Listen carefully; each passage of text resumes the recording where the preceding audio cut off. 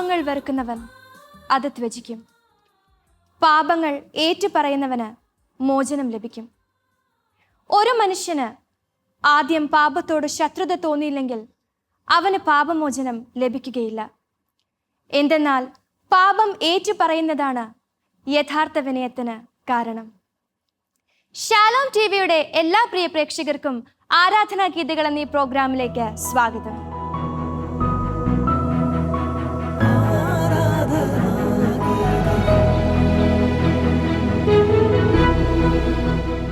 പതിവ് പോലെ നമ്മോടൊപ്പമുള്ളത് നമ്മുടെ ഏറ്റവും സുപരിചിതനായ ആൻഡേഴ്സൺ ചേട്ടനാണ്.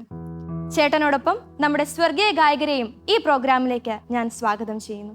ചേട്ടാ, കഴിഞ്ഞ എപ്പിസോഡുകളൊക്കെ നമ്മൾ സംസാരിച്ചിരുന്നു. അപ്പോൾ ചേട്ടൻ ഞങ്ങളോട് പറഞ്ഞൊരു കാര്യമുണ്ട്, 1400ഓളം ഗാനങ്ങൾക്ക് ചേട്ടൻ സംഗീതം നൽകിയിട്ടുണ്ടെന്ന്. അപ്പോൾ അനുതാപത്തെക്കുറിച്ചുള്ളൊരു ഗാനം സംഗീതം ചെയ്തപ്പോൾ ചേട്ടനത് പേഴ്സണലി ഉണ്ടായിട്ടുള്ള എന്തെങ്കിലും അനുതാപമായിട്ട് ബന്ധപ്പെട്ടുള്ള അനുഭവം ചേട്ടന് ഉണ്ടായിട്ടുണ്ടോ? തീർച്ചയായും ഉണ്ടായിട്ടുണ്ട്. അതായത് അനുതാപം എനിക്ക് ഈ കരിസ്മാറ്റിക്കിൻ്റെ ഒരു ആദ്യകാലങ്ങളിൽ ഞാൻ ഈ കൃപാസനം എന്ന് പറയുന്നൊരു ധ്യാനകേന്ദ്രം ഉണ്ടല്ലോ, അതിന് മുൻപൊരു കൃപാസനം വരുന്നതിന് മുൻപ് അച്ഛൻ്റെ ജോസഫ് അച്ഛനോടൊപ്പം ഞാൻ ആദ്യം ഈ കരിസ്മാറ്റിക് പ്രോഗ്രാമിൽ പോകുമായിരുന്നു. അപ്പോൾ അച്ഛനൊരിക്കലും ഞങ്ങളെല്ലാവരും കൂടി ആ ടീമംഗളെല്ലാവരും കൂടി ധ്യാനിക്കാനായിട്ട് മഞ്ഞുമ്മൽ എന്ന് പറയുന്ന ധ്യാനകേന്ദ്രമുണ്ട്, മഞ്ഞുമ്മൽ, അവിടേക്ക് വിട്ടു. അപ്പോൾ അന്ന് ധ്യാനം കൂടിയിട്ടില്ല, അങ്ങനെയുള്ള കാര്യങ്ങളെക്കുറിച്ച് അറിയില്ല.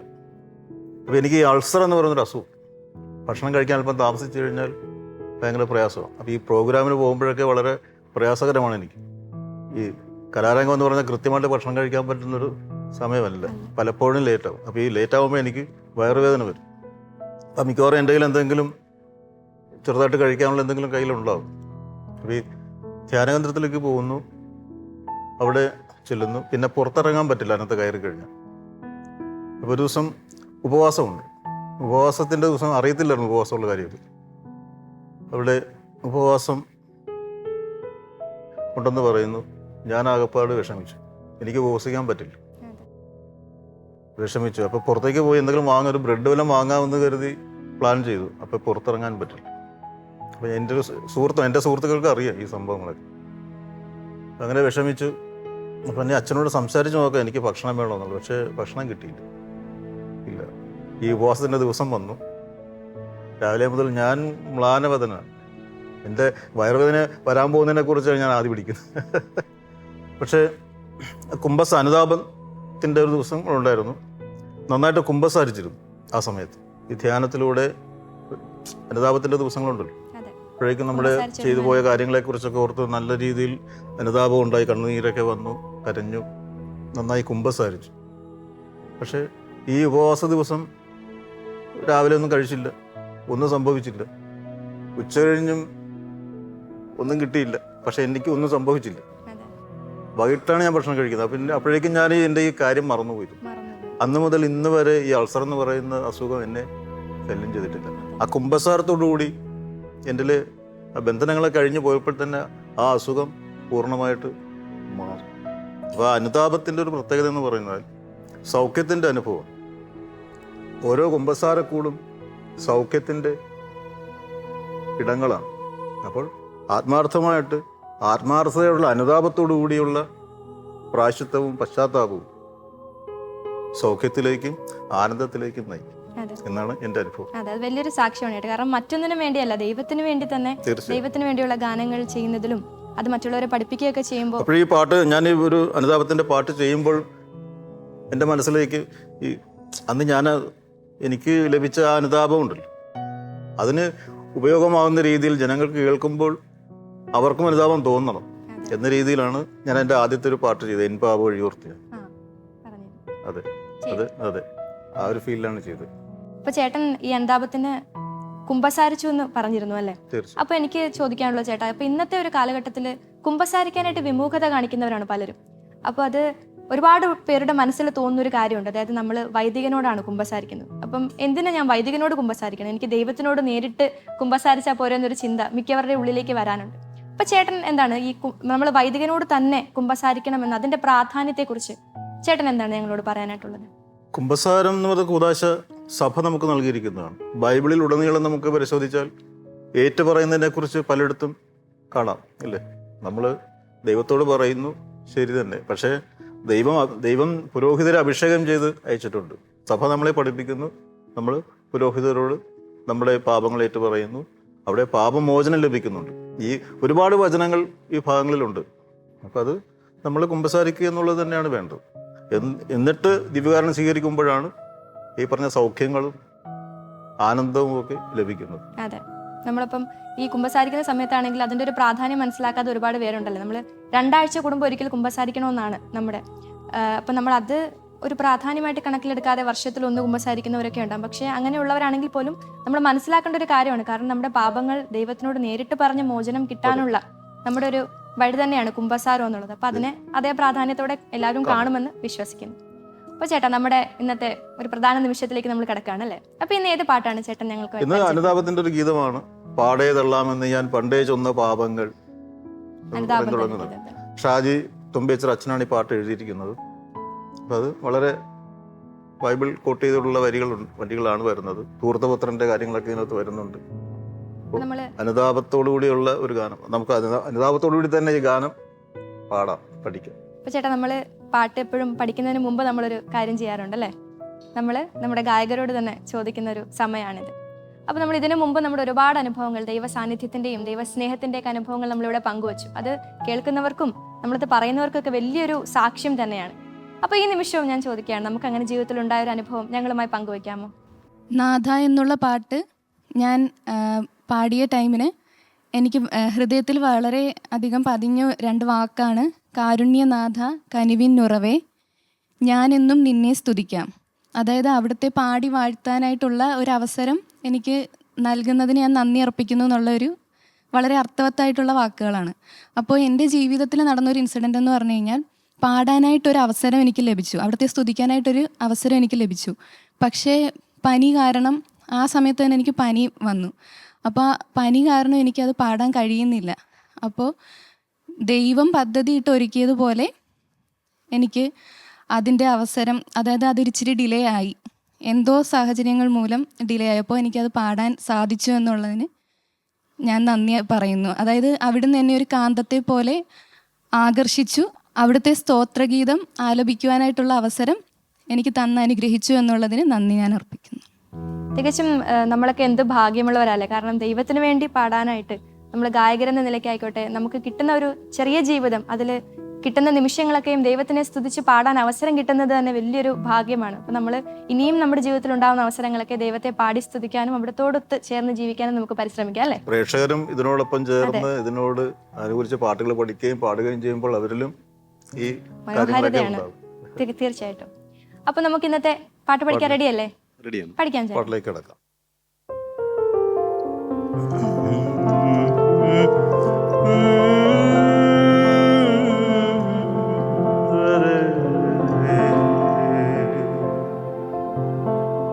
പാടേ തള്ളാമെന്നു ഞാൻ പണ്ടേ ചൊന്ന പാപങ്ങൾ വീണ്ടും വീണ്ടും ചെയ്തു പോ കർത്താവേ കനിയണമേ മാപ്പേകീടണേ. ഇങ്ങനെയാണ് പല്ലവിയുടെ ടു. നമുക്ക് ഞാൻ ആദ്യത്തെ ലൈനൊന്ന് പാടിത്തരാം. പാടേ തള്ളാമെന്നു ഞാൻ, അത്ര പാട്ട്. പാടേ തള്ളാമെന്നു ഞാൻ പണ്ടേ ചൊന്ന പാപങ്ങൾ പണ്ടേ ചൊന്ന പാപങ്ങൾ. അപ്പൊ 2 ലൈനൊന്ന് പാടിക്കും. പാടേ തള്ളാമെന്നു ഞാൻ പണ്ടേ ചൊന്ന പാപങ്ങൾ വീണ്ടും വീണ്ടും ചെയ്തു പോ കർത്താവേ കനിയണമേ മാപ്പേകീടണേ.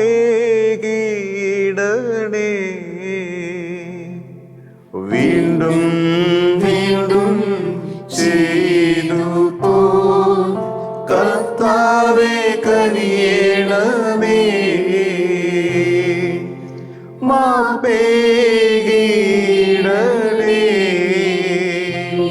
ടൈമിൽ ഒന്നുകൂടെ പാടാം. പാടേ തള്ളാമെന്നു ഞാൻ പണ്ടേ ചെന്ന പാവങ്ങൾ വീണ്ടും വീണ്ടും ചെയ്തു വീണ്ടും വീണ്ടും വീണ്ടും വീണ്ടും ചെയ്തു പോ. കർത്താവേ കനിയണമേ, മാപ്പേകിടണേ.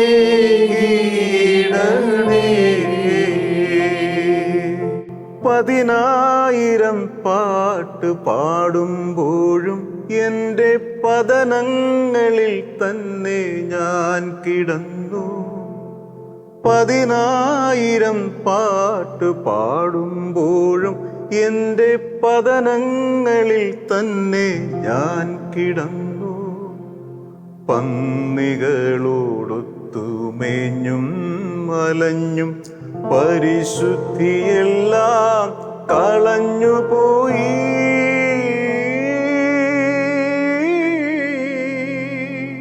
10,000 പാട്ട് പാടുമ്പോഴും എൻ്റെ പതനങ്ങളിൽ തന്നെ ഞാൻ കിടന്നു. 10,000 പാട്ടു പാടുമ്പോഴും എന്റെ പതനങ്ങളിൽ തന്നെ ഞാൻ കിടന്നു. ആ രണ്ടിൽ വരികളിൽ എത്ര അർത്ഥവത്താണല്ലേ. നമ്മളെല്ലാം പള്ളികളിൽ ഇങ്ങനെ പാടുന്നുണ്ട് അല്ലേ, 10,000 പാട്ടുകളും അതിനെ കൂടുതലും പാടുന്നുണ്ട്. പക്ഷെ കിടക്കുന്ന എവിടെ? അനുതാപമില്ലാത്ത. നമ്മള് ഇപ്പോ കുർബാനയ്ക്കൊക്കെ കൊയറില് നമ്മൾ പാട്ട് പാടുമ്പോൾ ശരിക്കും നമുക്ക് ആത്മീയമായിട്ട് ആ കുർബാന കൂടാനായിട്ട് സാധിക്കുന്നില്ല എന്നാണ് എനിക്ക് തോന്നുന്നത്. ഈ കൊയറിൽ പാട്ട് പാടാൻ നിൽക്കുന്നവർക്ക് ചില സമയത്ത് അടുത്ത പാട്ട് ഏതാ എന്നുള്ളൊരു ചിന്തയ്ക്ക് നിൽക്കുന്ന ആൾക്കാരെ നമ്മൾ ശ്രദ്ധിച്ചിട്ടുണ്ട്. ഒരു ദിവ്യബലിയിൽ പങ്കെടുക്കുമ്പോൾ ഗായക സംഘം ചിന്തിക്കേണ്ടത് ഓരോ പാട്ടും കൃത്യമായി വെച്ച് അത് ആ സമയത്ത് പാടിയാൽ മതി. അതിനെക്കുറിച്ച് ആകുലപ്പെടേണ്ട ആവശ്യമില്ല അല്ലേ. ദിവ്യബലിയിൽ പങ്കെടുക്കുക, പാട്ടിൻ്റെ സമയത്ത് പാട്ട് പാടുക. ഈ പാട്ട് പാടുന്നത് നിങ്ങൾക്ക് വേണ്ടിയിട്ടല്ല, അവിടെ വന്നിരിക്കുന്ന ജനങ്ങൾക്ക് വേണ്ടിയിട്ടാണ് പാടുന്നത്. അതിനെക്കുറിച്ച് ടെൻഷൻ ആവേണ്ട, നേരത്തെ തയ്യാറാക്കി വെക്കണം. അല്ല പെട്ടെന്ന് ഓടി വന്ന് കുർബാന നടക്കുന്നു ഇങ്ങനെ ബുക്ക് മറിച്ച് അടുത്ത ഏത് പാടുമെന്ന് ആലോചിക്കുന്നത് തികച്ചും തെറ്റാണ്. അതൊക്കെ നിർത്തലാക്കണമെന്നാണ് എൻ്റെ ഒരു അഭിപ്രായം. അപ്പോൾ നമുക്ക് പാട്ടിലേക്ക് പോകാം. 10,000 പാട്ട് പാടുമ്പോഴും എൻ്റെ പതനങ്ങളിൽ തന്നെ ഞാൻ കിടന്നു. പാടാം. 10,000 പാട്ടു പാടുമ്പോഴും എന്റെ പതനങ്ങളിൽ തന്നെ ഞാൻ കിടന്നു. ഒന്നുകൂടെ ഒരു ഫീൽ ചെയ്തൊന്ന് പഠിക്കും. 1 2 3 2 2 3. 10,000 പാട്ടു പാടുമ്പോഴും എന്റെ പതനങ്ങളിൽ തന്നെ ഞാൻ കിടന്നു. പന്നികളോടൊത്തു മേഞ്ഞും അലഞ്ഞും പരിശുദ്ധിയെല്ലാം കളഞ്ഞുപോയി.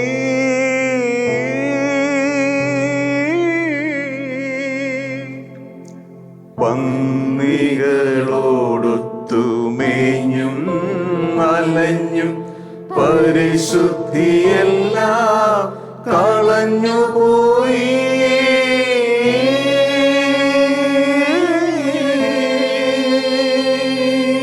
അപ്പൊ ആ 4 ലൈൻ നോക്കുന്ന ഒരുമിച്ച് പാടിയാലോ. 1 2 3 2 3. 10,000 പാട്ടു പാടുമ്പോഴും എന്റെ പതനങ്ങളിൽ തന്നെ ഞാൻ കിടന്നു.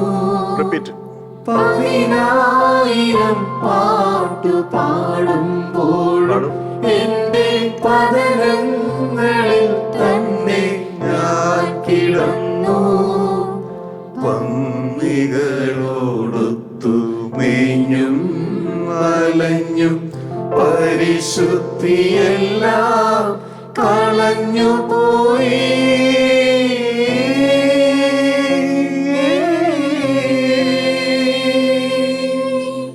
പാടേ തള്ളാമെന്നു ഞാൻ പണ്ടേ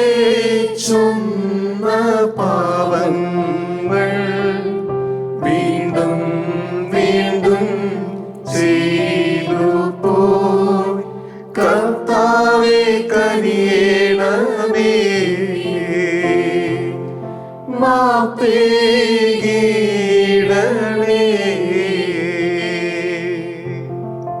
ശരിക്കും ഈ ഒരു പാട്ട് ഇങ്ങനെ മനസ്സിലേക്ക് ഇങ്ങനെ ഒത്തിരി തവണ നമ്മളിപ്പോൾ ഇങ്ങനെ ഇത്രയും പാടിയപ്പോൾ ഒത്തിരി ഒരു ആത്മീയമായിട്ട് എന്തോ ഒരു അനുതാപം ഈ സമയങ്ങളിൽ തന്നെ നമുക്ക് സംഭവിക്കുന്ന പോലെ ഫീൽ ചെയ്യുന്നുണ്ട്.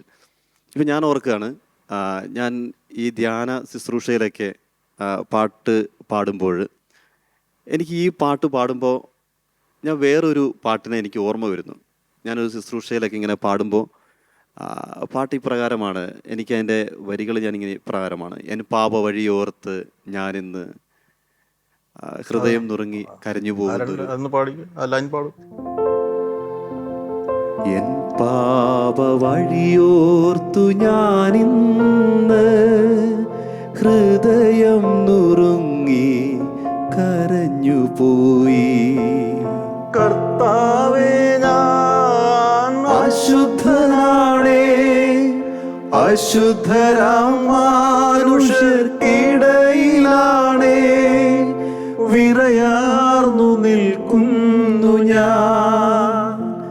എന്റെ പിഴയേറ്റു ചൊല്ലിടുവാൻ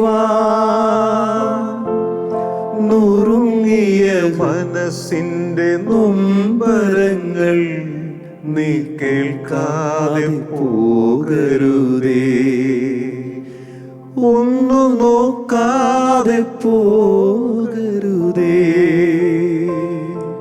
ശരിക്കും ഈ പാട്ട് എനിക്ക് പാടുമ്പോൾ ഈ പാട്ടിലേക്കാണ് എൻ്റെ ശ്രദ്ധ മുഴുവൻ പോയിക്കൊണ്ടിരുന്നത്. ഇത് രണ്ടും അതും ചെയ്തിരിക്കുന്നത് ഞാൻ തന്നെയാണ്. അപ്പോൾ ഞാൻ നേരത്തെ ഇതിനെക്കുറിച്ച് സൂചിപ്പിക്കുകയും ചെയ്തു.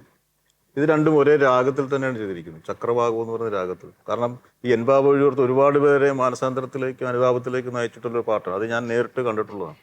അപ്പോൾ ഈ പാട്ടും ഇത് എഴുതിയിരിക്കുന്നതും ഷാജി അച്ഛൻ തന്നെയാണ്. അതും ഷാജി തുമ്പേച്ചിറയാണ്, ഇതും അച്ഛൻ തന്നെയാണ്. അപ്പോൾ എനിക്ക് തോന്നി ഇത് രണ്ടും ഒരേപോലെ കിടന്നാൽ ചിലപ്പോൾ അനുതാപത്തിന് കൂടുതൽ ഒരു സാധ്യത, ആ രാഗം ഒരു ദുഃഖഭാവം ഉള്ള രാഗമാണ്. അതുകൊണ്ടാണ് ആ രാഗത്തിൽ തന്നെ അത് ചെയ്തതും. അപ്പോൾ നമുക്ക് അടുത്ത വരികളിലേക്ക് പോകാം, ഒന്ന് പാടി നോക്കാം. അത് നല്ല വരികളാണ് അടുത്തത്. എല്ലാം നല്ലതാണ്, എന്നാലെങ്കിലും കുറച്ചുകൂടെ ഫീൽ എനിക്ക് വരുന്നുണ്ട്.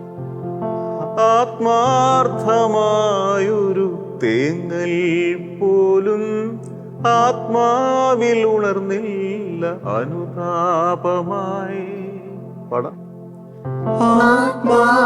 ആത്മാർത്ഥമായൊരു തേങ്ങൽ പോലും ആത്മാവിലുണർന്നില്ല അനുതാപമായി. സ്വയം മനം തിരിഞ്ഞിന്നു വീടണഞ്ഞിടാൻ കഴിയാത്തൊരൻ പിഴ പൊറുത്തിടണേ.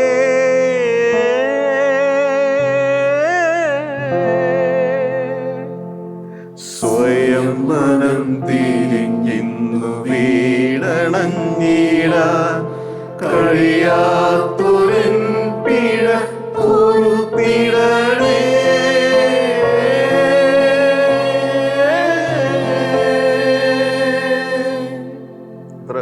എത്ര ഫീൽ ചെയ്യുന്നതാണ് ആ വരികളല്ലേ. വളരെ മനോഹരമാണ്. ആത്മാർത്ഥമായ ഒരു തേങ്ങൽ പോലും ആത്മാവിൽ ഉണർന്നില്ല.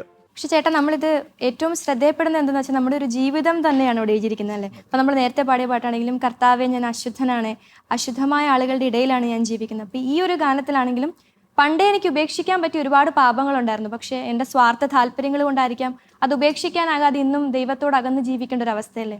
എന്നിട്ടും ഞാൻ പറയുന്നുണ്ട്, എൻ്റെ പാപങ്ങൾ എന്നോട് ക്ഷമിക്കണം എൻ്റെ ദൈവമേ. അപ്പോഴും നമ്മൾ ചിന്തിക്കേണ്ട ഒരു കാര്യം എന്തെന്ന് വെച്ചാൽ അതെല്ലാം മാറ്റിവെച്ച് വീണ്ടും നമ്മെ നെഞ്ചോട് ചേർക്കുന്ന ഒരു സ്നേഹം. മടങ്ങി വരവിനെ ആഘോഷമാക്കുന്ന ദൈവമാണ് നമുക്കുള്ളത്. തീർച്ചയായിട്ടും നമുക്ക് ഇതുപോലെ നമ്മെ സ്നേഹിക്കാൻ പറ്റുന്ന മറ്റൊരു സ്നേഹത്തിന്റെ മാതൃക എവിടെയാ ഉള്ളതല്ലേ. നമ്മുടെ ജീവിതത്തിൽ പോലും നമ്മളോട് തെറ്റ് ചെയ്യുന്നവർ നമ്മൾ വീണ്ടും ചിലപ്പോൾ നമ്മുടെ ജീവിതത്തിലേക്ക് ഇനി അടുപ്പിക്കാതിരിക്കുന്ന ഒരു സാഹചര്യമുണ്ട്. പക്ഷെ എങ്കിൽ പോലും അതെല്ലാം മറന്നിട്ട് നമ്മെ വീണ്ടും പൂർണ്ണമായിട്ട് നമ്മൾ നെഞ്ചോട് ചേർത്ത് പിടിക്കുന്ന ഒരു സ്നേഹം, അതിന് എത്ര നന്ദി പറഞ്ഞാൽ പോലും മതിയാവില്ലല്ലേ. അപ്പൊ ചേട്ടാ, എനിക്ക് ഈ പാട്ടിന്റെ വരികളൊക്കെ കേട്ട് വളരെ എൻ്റെ ഹൃദയത്തെ അത് വല്ലാതെ സ്പർശിക്കുന്നു. അപ്പം എനിക്കത് വീണ്ടും കേൾക്കാനായിട്ടൊരാഗ്രഹം, നമ്മളെല്ലാവരോടും ഒരുമിച്ച് പാടാം. അതെ, ഈ പാട്ട് ജോർജ് ലീഡ് ചെയ്ത് എല്ലാവരും കൂടെ ചേർന്ന് നമുക്കൊരു ഗാനം പാടാം. നേരത്തെ ചേട്ടന്റെ അനുഭവത്തിലൂടെ ഈ ഒരു പാട്ടിനെ കുറിച്ച് പറയുകയുണ്ടായി. ജോർജിനോട് ഞാൻ പറയുന്നത് പാടല്ലേ ചേട്ടാ?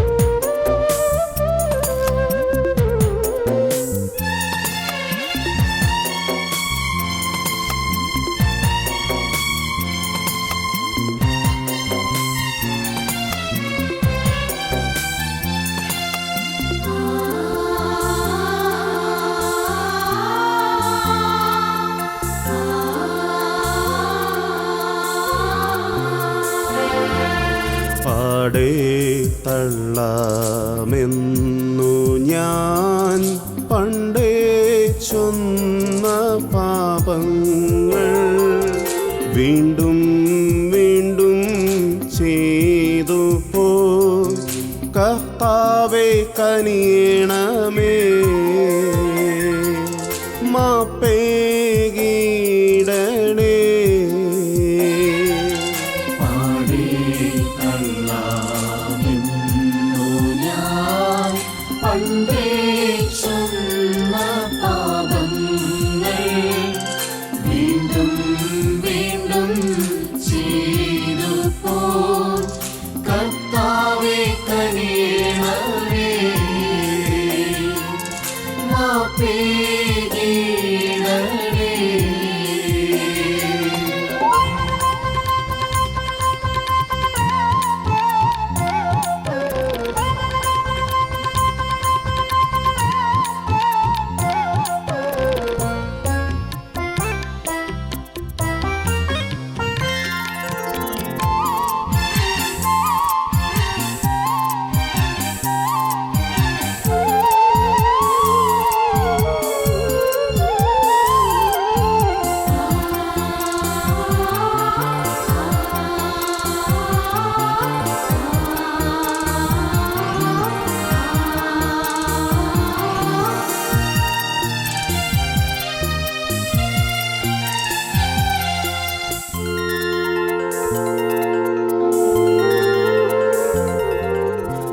പതിനായിരം പാട്ടു പാടുമ്പോഴും എൻ്റെ പതനങ്ങളിൽ തന്നെ ഞാൻ കിടന്നു.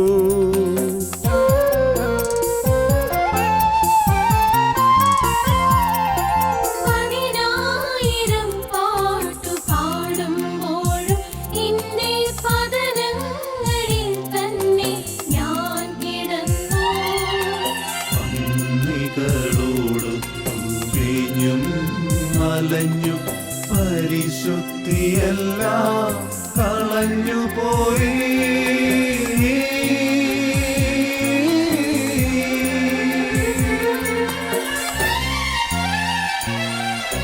പാടേ തള്ളാമെന്നു ഞാൻ പണ്ടേ ചൊന്ന പാപങ്ങൾ വീണ്ടും വീണ്ടും ചെയ്തു പോ കർത്താവേ കനിയണമേ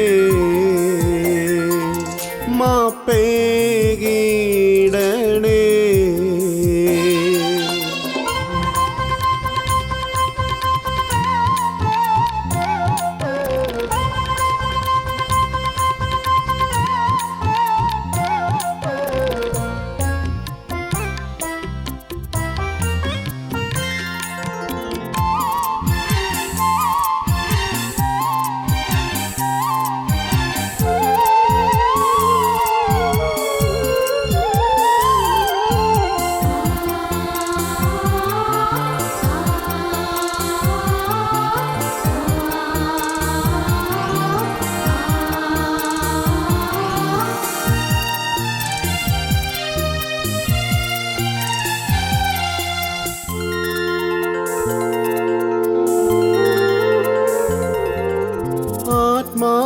ആത്മാർത്ഥമായൊരു തേങ്ങൽ പോലും ആത്മാവിലുണർന്നില്ല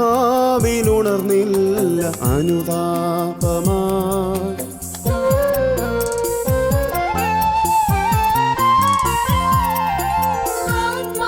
ആത്മാർത്ഥമായൊരു തീങ്ങൽ പോലും ആത്മാവിലുണർന്നില്ല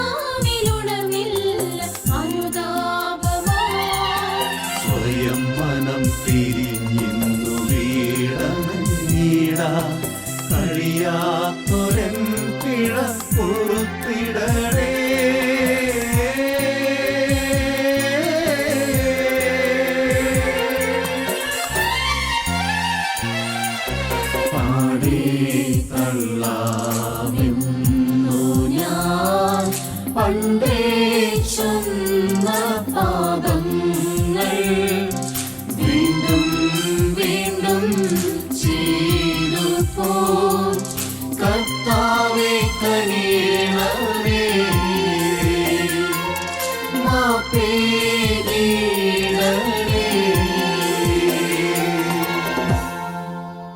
വളരെ മനോഹരമായൊരു ഗാനമാണല്ലേ. നമ്മൾ ചെയ്തു പോയ പാപത്തെക്കുറിച്ച് നമ്മളെ പൂർണ്ണമായിട്ട് നമ്മളിലേക്കൊരു ബോധം നൽകാൻ വിധം കൃത്യമായ വരികളും അതിനൊത്തിണങ്ങിയ സംഗീതവും. പക്ഷെ നമ്മൾ മനസ്സിലാക്കേണ്ട ഒരു കാര്യമുണ്ടല്ലോ, നമ്മൾ എത്രയൊക്കെ പാപം നമ്മുടെ ജീവിതത്തിൽ ചെയ്താലും ഒരിക്കലും നമ്മുടെ ദൈവം നമ്മെ വിട്ടു പോകില്ല എന്നുള്ളതാണ്. നമ്മൾ ചെയ്യുന്ന പാപങ്ങളൊക്കെ ക്ഷമിച്ച് വീണ്ടും സ്വന്തം മകളായി മകനായൊക്കെ നമ്മെ കൂടെ കൊണ്ടു നടത്തുന്ന സ്നേഹനിധിയായ ഒരു ദൈവമല്ലേ, അല്ലേ ചേട്ടാ? അതെ, അനുദപിച്ച് മടങ്ങി വരിക എന്നുള്ളതാണ്. ഈ മടങ്ങി വരവിന് ആഘോഷമൊക്കെയാണ് ധൂർത്തപുത്രന്റെ ഉപമയിൽ അതെ നമ്മൾ കാണുന്നത്.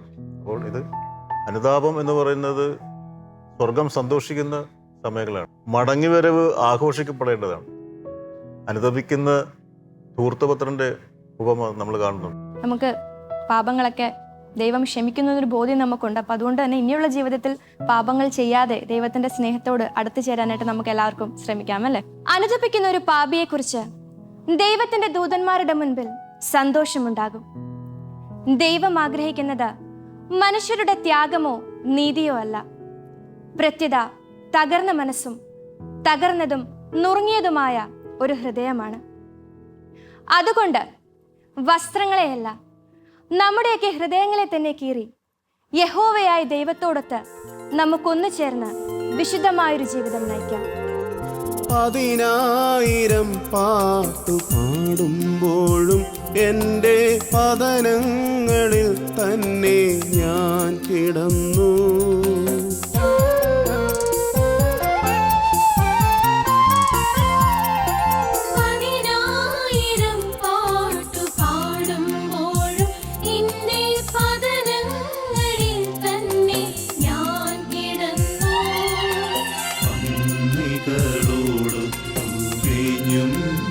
അലഞ്ഞു പരിശുദ്ധിയെല്ലാം